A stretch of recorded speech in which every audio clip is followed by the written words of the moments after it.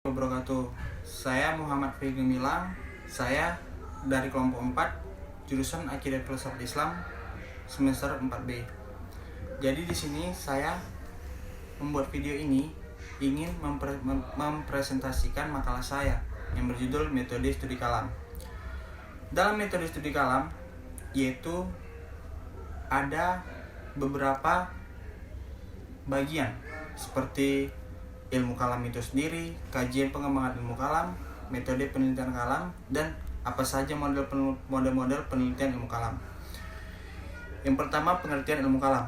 Menurut Ibnu Khaldun, sebagaimana dikutip dari Abu Hanafi, ilmu kalam ialah ilmu yang berisi alasan-alasan yang mempertahankan kepercayaan-kepercayaan iman dengan menggunakan dalil-dalil dan pikiran yang berisi bantahan terhadap orang-orang yang menyeleweng dari kepercayaan-kepercayaan tersebut.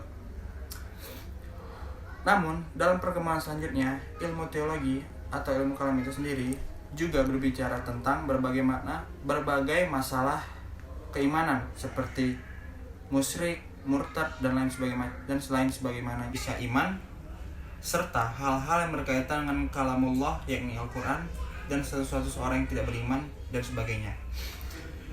Sejalan dengan perkembangan ruang lingkup pembahasan ilmu kalam ini, maka ilmu ini juga dinamakan dengan ilmu tauhid.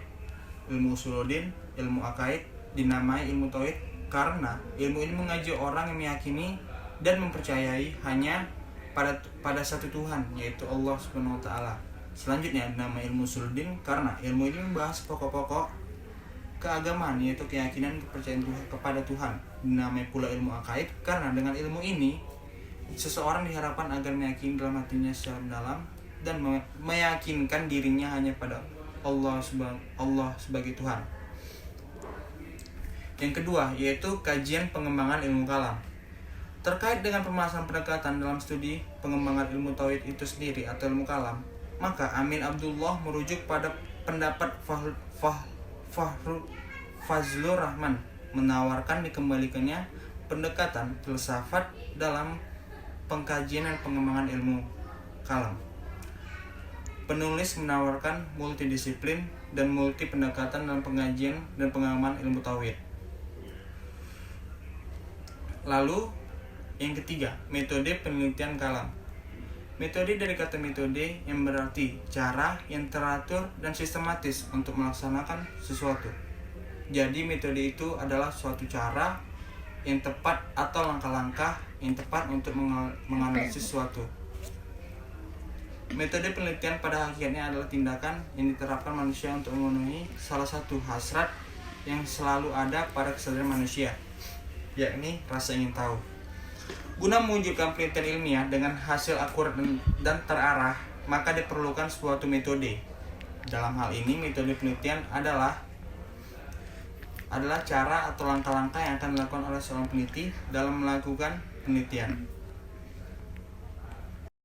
Jadi, dalam metode penelitian kalam ada terbagi 3 jenis penelitian, yaitu ada tiga jenis terbagi metode dalam penelitian, yaitu jenis penelitian, metode pengumpulan data, dan analisis data.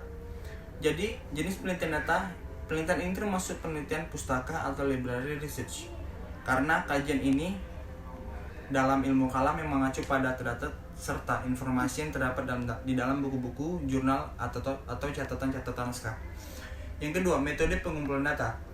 Dalam metode pengumpulan data merupakan langkah-langkah yang ditempuh oleh penelitian guna mengumpulkan data yang diperlukan dalam penelitian melalui prosedur yang sistematik. Yang ketiga, analisis data.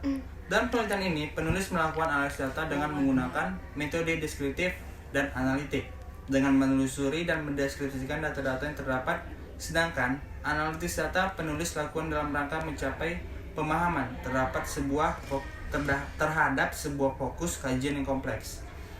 Untuk mendapatkan analisis yang akurat dan komprehensif, maka pendekatan yang digunakan dalam penelitian ini adalah pendekatan historis. Lalu yang terakhir adalah model-model penelitian ilmu kalam.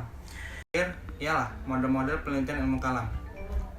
Secara garis besar, penelitian ilmu kalam dapat dibagi ke dalam 2 bagian.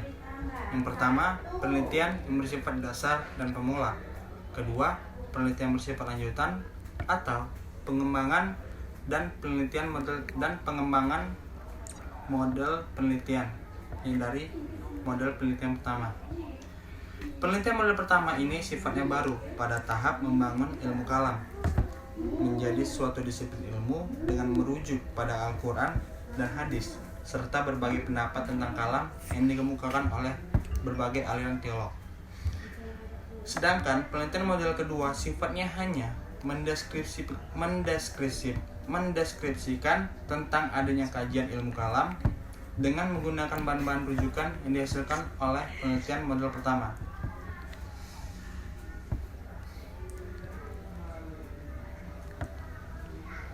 Selaku